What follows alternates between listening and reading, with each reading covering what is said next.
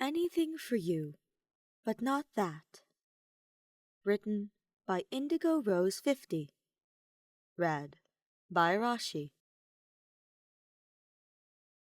Claude and Ashe stood side by side in the training grounds, speaking quietly, with their bows in hand. Ashe stepped back, and, without knocking an arrow, took aim at a target some feet away. Claude made some minor adjustments to Ashe's stance. Then he leaned in and said something that caused Ashe to break form and laugh, hand over his stomach. Claude grinned at the sight, and Dimitri's chest constricted. Dimitri watched from the far side of the training grounds, lance nearly snapping in his grip, as Ashe resumed his stance. They had been at it since lunch, looking over different bows, showing one another their techniques, chatting amicably. Dimitri wasn't close enough to overhear, but from their smiles, he could tell they were enjoying themselves immensely. Ashe was probably learning a great deal. Dimitri should be happy for him. Dimitri wasn't happy in the slightest. What was Claude doing? Surely the Golden Deer didn't need yet another archer on their roster. Perhaps this was just his way of making friends? Ashe had friends in all the houses, after all.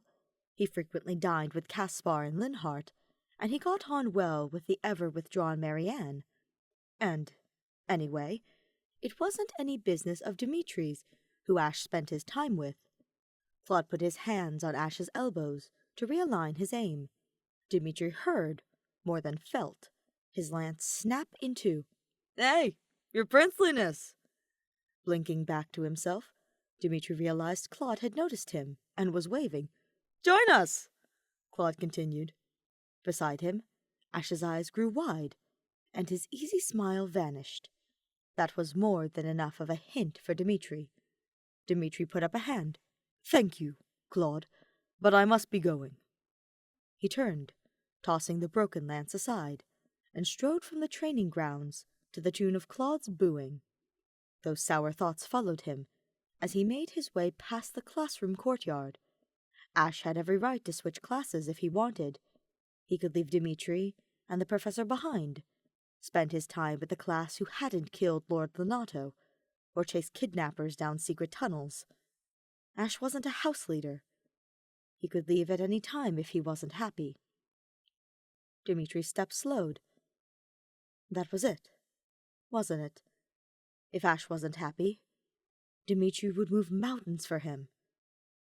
If Claude and the deer made Ashe happy, Dimitri would just have to let him go. The idea was a spike in Dimitri's heart. "Selfish," a voice whispered in his ear. Dimitri flinched. "Your Highness?" In the middle of the cathedral bridge, Dimitri turned. Ashe's bow was slung over his back, and his face was still flushed from training. Dimitri forced a smile.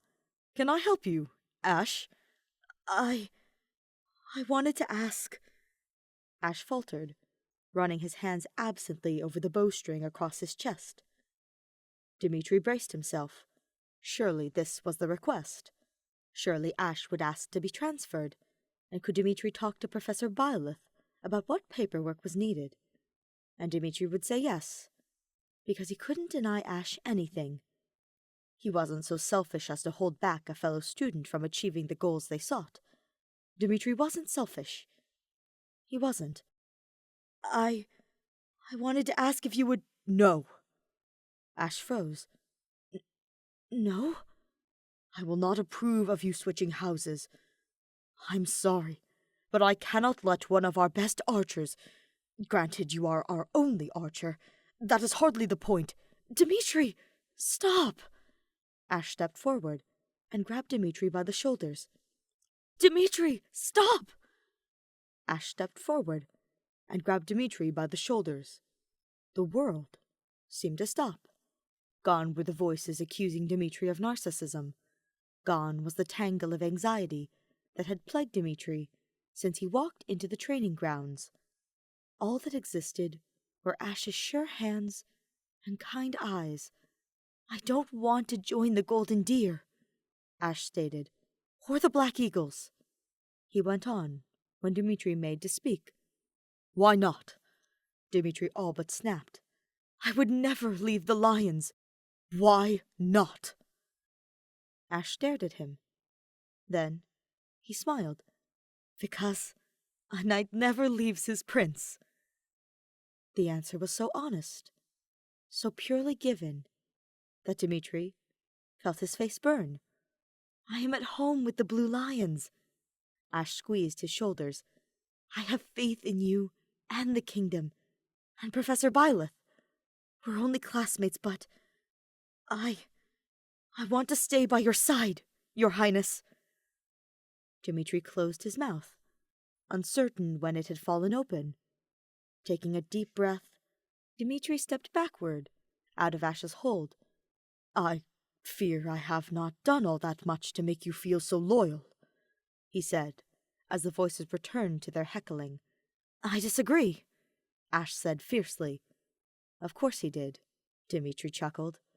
He felt lighter than he had on the walk over here, like a burden had been lifted from his back.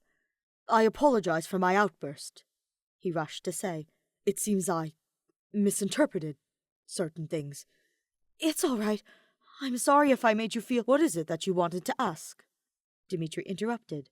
An apology from Ashe would only bring the burden back, he was sure.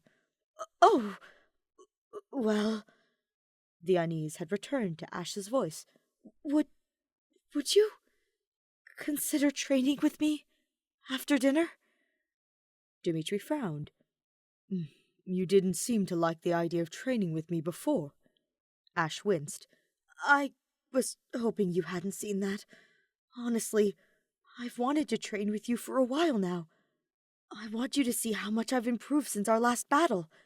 It was Claude who finally talked me into asking. I was much too nervous." Dimitri wanted to laugh. Apparently, Ashe could declare his unwavering loyalty without hesitation. Yet his courage ran out when it came to a sparring request. "I would be honored to join you after dinner," Dimitri said. Ashe's face brightened. Something inside Dimitri relaxed. He wasn't holding Ashe back. Ashe wasn't unhappy. The Blue Lions weren't losing their favorite archer.